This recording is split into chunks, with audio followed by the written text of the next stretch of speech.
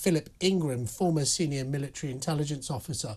And Philip, thanks for joining us here on TalkTV. Let me start by asking you, there was a Defence Select Committee meeting this week where the Deputy Chief of the Defence Staff was really pushed by Mark Francois, who's one of my colleagues on that committee, about the ability of the UK armed forces to fight a sort of all-out war against Russia.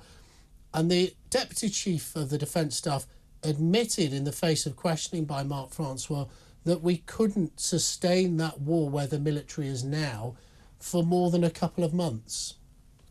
Yeah, General Rob Magowan was very blunt when he talked about things, and the military have been focusing on conflicts that will, whenever they get into the high intensity level of a conflict phase, it'll be dealt with very quickly indeed. These are the sorts of lessons that they learned out of the Gulf War, where the combat side of things happened extremely quickly, and they then went into the next phase.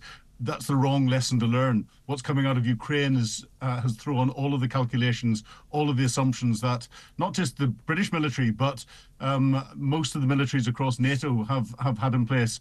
And they're having to try and regenerate the relationship with the defence industrial base and regenerate how they're going to hold the stocks of ammunition, which is really boring from a political perspective, because that impacts your ability to stand beside brand new, great big green or grey shiny things and get your political picture taken. So it's just the sort of, we've hollowed out our supplies. Is that? So I read this in the paper and I thought, that doesn't make me sleep easy in my bed at night, because obviously we all hope that there won't be a conflict with Russia. But is that what they're really getting at? It's not clear from the article in today's Telegraph. Is it about basically we've run our supplies down, quite rightly, by giving lots of things like ammunition to Ukraine to help them fight the illegal war? Is that what it's saying? No, it's not run them down because we've given ammunition to Ukraine. We've run the stocks down, the stock holdings down. So there was an assumption that there would be a just-in-time supply chain for the military. So you use 1,000 artillery shells, and the manufacturing capability can regenerate those within the time frame that you need to use the next 1,000 and everything else. It was a cost-cutting exercise so that you're not having huge stocks of ammunition sitting in warehouses that aren't being used. Politically, it was a very easy way to stop spending money in the Ministry of Defence so you could spend it on big green or grey shiny things that politicians could stand beside. And what happened then, and this second point is even more important, what happened then is the defence industrial base, those manufacturers for this, then recognised that they couldn't sustain keeping a just-in-case manufacturing capability ready. So they got rid of a lot of that, sold the buildings off, sold the machines off to manufacture the ammunition and the missiles and everything else, and got rid of the workforce, redeployed them elsewhere. It's that takes years to build back up again. And therefore, this lesson that we've got from Ukraine is really important. But, to put this into context, in recent years, we've actually recruited more civil servants to government than the entire size of our armed forces. Yeah. Now, that's not a particularly popular thing to do. It may be a necessary thing to do if you want a properly running prison systems or a properly running health service. But do you think at this next coming general election that, unlike previous elections, and I've fought four of them, defence hasn't really been at the centre of the debate? Do you see, after statements like this, the increased threat that actually we all think we're going to be talking about levelling up, because Tom was talking about today, or the improving economy, but because of global events we're going to be dragged kicking and streaming almost, politicians having to have a proper debate about how we properly fund our armed forces? Can you see that coming in the election campaign? I can, but I fear that our politicians aren't making the most of what is happening with the defence expenditure and the additional money that's coming in to support Ukraine. For example, we talk of the billions of pounds that we're giving to Ukraine. We don't give Ukraine a cheque and they put it into the Ukrainian National Bank and go, thank you very much indeed, we'll go and spend that. What we do is we say we're going to spend that money in UK companies to increase the manufacturing capability, to create new jobs, to create new industries in the supply chain that are coming in, to manufacture the weapons that are needed for Ukraine, for us to then give those weapons to Ukraine. So that money, that investment is going back into our own economy. That's no bad thing, because that's then generating more taxpayers' income. None of the political parties are making a capital of that in how they're describing this going on, and they're allowing the sniping to come in from elsewhere, not just in the UK, but we're seeing this in the United States. The sniping to come in to try and score political points that we are squandering our taxpayers' dollars by sending this money to Ukraine. It's wrong. We're investing it in our own country, and we need to wake up to that. If you lived in Lancashire, you would see. I mean, some of my neighbours work in BAE Systems in Lancashire. It's interesting though, this comment about we need to invest more.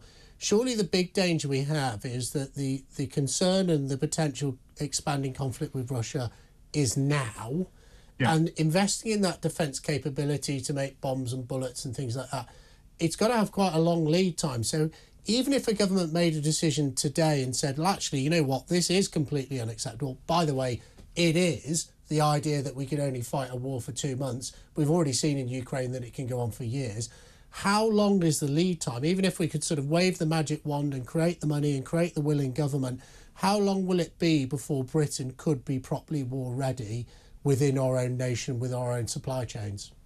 It's a very difficult question to answer, but the defence industrial base started 2 years ago, whenever all the assumptions changed after Russia's illegal reinvasion of Ukraine. And we have started this process. I would estimate it would take a 2 to 5 to potentially 7 to 10 year, depending on the complexity of what you're trying to manufacture, process to get the capacity built back up again. But what you're doing is you're increasing it every year, year on year. And this is happening across Europe. And we're never going to fight the Russians in isolation. It'll always be part of a coalition, and most likely with our NATO partners. So there's different strengths and weaknesses and different supplies elsewhere. And one of the things about NATO is a commonality of ammunition in most cases in what's going on. So we've started the process. We're improving it. It's critical to making sure that we've got the right defensive stance. But the other piece that I'll put into this is that the Ministry of Defence needs to recognise that it has to learn to spend the money it's got already in a much more efficient way. Yeah. We have got we've got a much larger defence budget than Poland. Poland is buying approximately 1,000 main battle tanks and 1,000 heavy artillery pieces. We are converting 143 or 148 of our Challenger 2 to Challenger 3. We don't have a replacement for the Warrior Infantry fighting vehicle.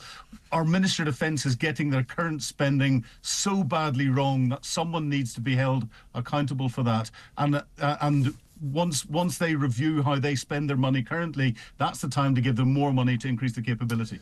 Well, Philip, I hope you're right. I mean, it's a scary thought to think that it's going to take us a couple of years to get back on the right track on this.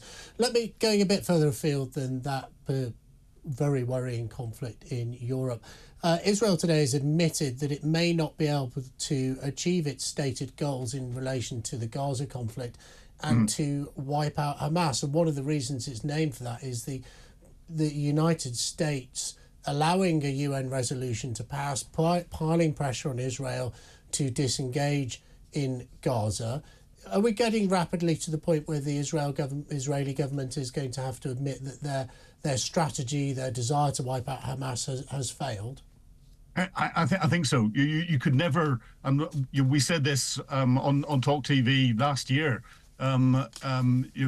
towards the end of October, whenever the Israeli government said that they wanted to wipe out Hamas militarily. You can't wipe out an ideology, something that has is using history as part of his excuse for what's going on, and wipe out something that's will change its name to represent other elements of the Palestinian people elsewhere, as it needs to, and something that's backed by the likes of Iran. You can't do that in isolation from a military campaign. And what Israel didn't do was put the political pieces in place to give some form of longer-term solution. So there's no point in having a ceasefire or anything else unless there's a longer-term solution, because it'll break down at some stage. But you could never wipe them out militarily. And I think Prime Minister Netanyahu is just beginning to realise that. Yeah, I mean, he shouldn't have taken this long, because, of course, you can never wipe out an ideology. There are people who still claim to be inspired by the appalling and disgusting ideology of Adolf Hitler. You can never wipe it out. So, given that their options are closing, and it seems that this military campaign has been quite successful, but is sort of the ability to continue with it is diminishing, does that move us closer towards what everyone wants, regardless of their political persuasion, which is some sort of lasting peace and the end to this conflict? I think it'll lead to some form of continuing ceasefire. That's very different to lasting peace. I have seen nothing on the table anywhere for you bringing lasting peace into the region, both inside Israel and from a wider regional perspective. And we've still got regional players that are stirring the pot. In particular, we've got Hezbollah from Lebanon, and they're being stirred by Iran. And we see Iran stirring the Houthis to attack in. That's not going to stop, even if there's a ceasefire in Gaza. And Israel has still got the issue of what's going on in the West Bank, and they have to, the right-wing element of the Israeli government has to stop enabling the Israeli settlers and the settler abuse that is stirring things up there. Until all of that's dealt with and there's a longer-term solution put in place, then there will never be peace in the region. Philip, thank you so much for joining us here on Talk TV.